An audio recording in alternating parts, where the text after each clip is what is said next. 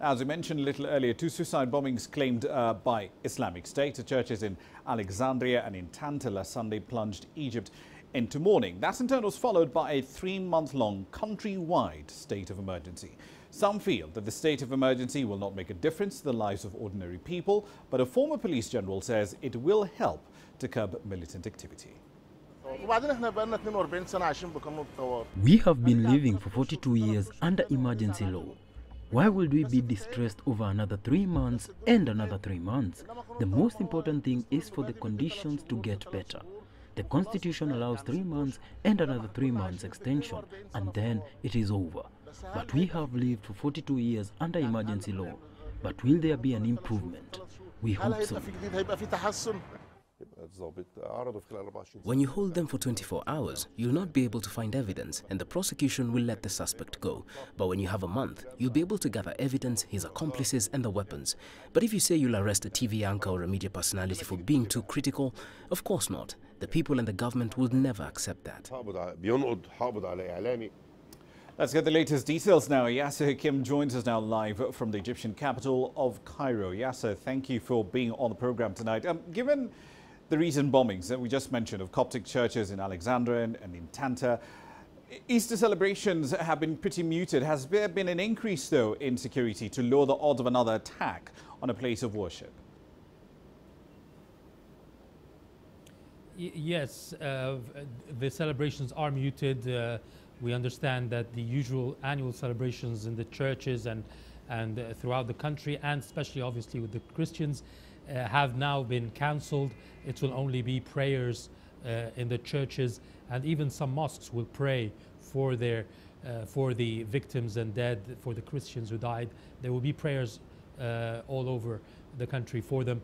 As for the security, obviously the security is on high alert. It's not just around churches, but also around in most of the country. The important installations, the strategic places, government buildings, tourist sites, to make sure that they are safe to receive the tourists. So yes, it's quite evident in the streets that the security is on high alert in the country to ensure that the few days would pass by peacefully. Indeed. Easter, though, like many other holidays, religious holidays in Egypt, they tend to be accompanied by a bit of a burst in consumption. But given what's happened in the last week, what's the difference between Easter this year and 2016 in terms of consumer spending? Yes, there was a burst in a bomb, but no burst in the economic side. Obviously, it's been a tough year economically for the Egyptians. If you compare it for the last year like today, you've seen the devaluation of the Egyptian pound, which obviously has shot prices up because the pound, the value of the pound has gone down, and around 80% of Egypt's consumption or goods are actually imported. So it all depends on the hard currency, and the hard currency is more expensive, so the prices are expensive.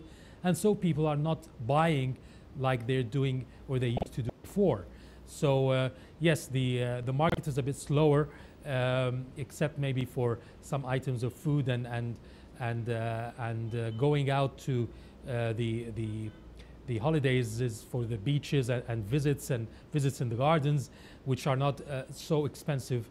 But if you're talking about buying and selling and trade, yes, it has gone down a bit this year, mainly because of the devaluation and obviously reducing subsidies on several products which also put prices up.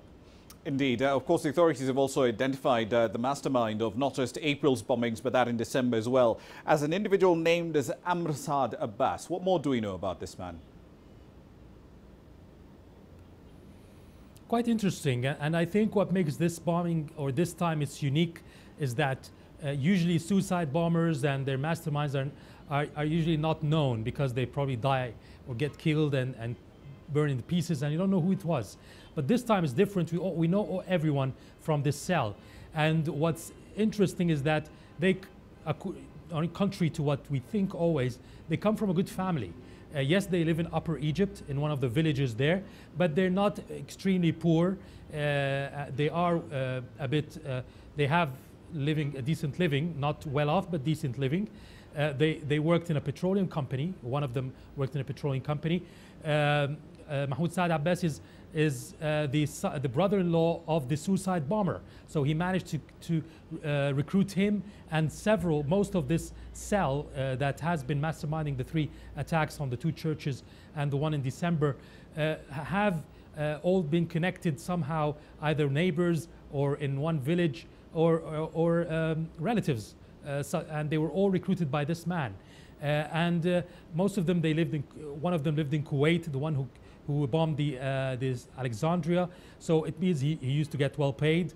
And they've all passed through Syria at one point to get their training. And according to an eyewitness also, they had some training in northern Sinai. And this is how they managed to prepare themselves for the bombings. But it is contrary to the usual ideas we have, is that they're usually very poor, they live in a very low conditions, but not this time.